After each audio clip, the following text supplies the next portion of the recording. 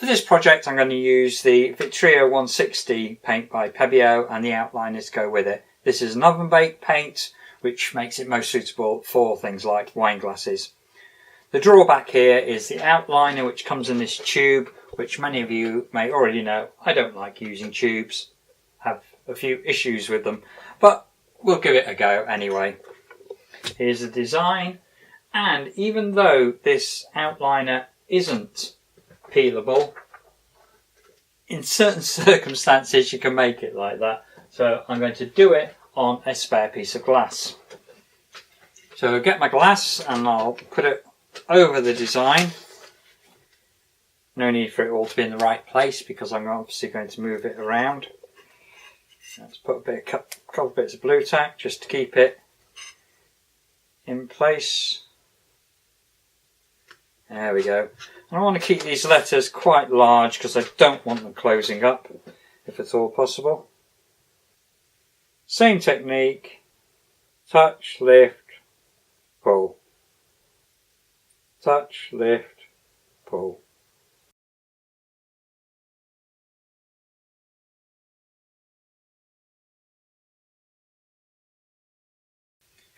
Once I've finished the outlining, I shall leave it to dry, but not too long. I want to catch it when it's dry enough, but hasn't dried so much that it's gone hard.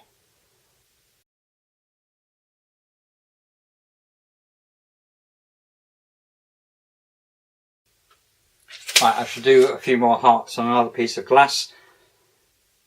Two things. One, I've done these little test lines. That means when I come to test if it's dry or not, I'll be able to test by peeling those off rather than destroying my actual work. The second thing is, normally this sort of work I would do in gold. It would look a lot better, but as I haven't got any gold, I'm making do with the black. So, as I said earlier, this outliner is normally extremely hard and not peelable. However, if you catch it at the right moment, before it's totally dry, but dry enough to move, you've got to gauge it, and that's why I've done these spare strips down here. So I can just test and see if it's dry enough to move now, which I think it is. I have left that for about an hour. Here's my wine glass, and you can see I've put a little bit of masking tape just on the top there to help me with the layout. I will just start at the beginning with that H. I'm not quite sure whether it's joined to the A or not. I will separate it in case it has. There we go. Now, very carefully, bit by bit.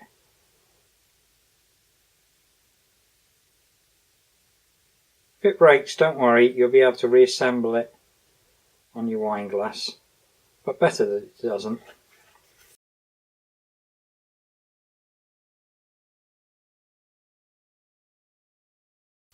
So there's the H, and very carefully I shall put that onto my piece. There we go. Now I shall leave that to dry on there properly. Obviously I will carry on and put the other letters on.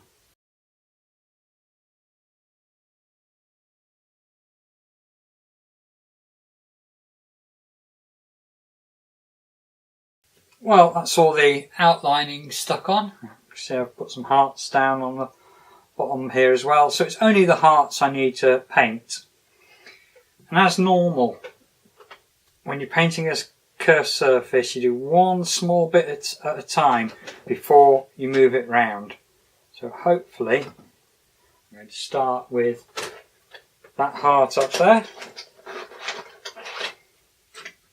Now, unlike normal, I'm actually using a bristle brush because I will be painting on the glass. Now the trick is to get enough paint on there to make it look covered, but not so much that it runs.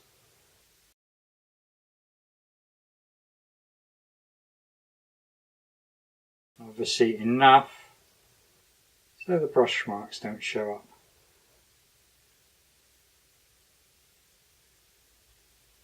Now that looks like the first one done. I shall leave that to dry, as I said, at least go tacky dry before I move round to do the next one. Do them all one by one, and that should be the wine glass finished. Right, well, it's taken me over a day to paint all these bits, one bit at a time, letting them go tacky dry and doing the next. And you can see I've done some down on the stem as well. And that is now ready to go into the oven. And when it comes out of the oven, I'll show you a picture of the finished piece when it's cooled down. This is only one way of doing a wine glass or a glass tumbler, whatever you choose to do. We will be showing you other methods of doing it as well. But for now, let's see how this one turns out. And this is the finished piece. As I said, don't worry, we're going to show you other methods of doing wine glasses, but this is quite a simple method for simpler designs, and I hope you enjoy it. Happy crafting!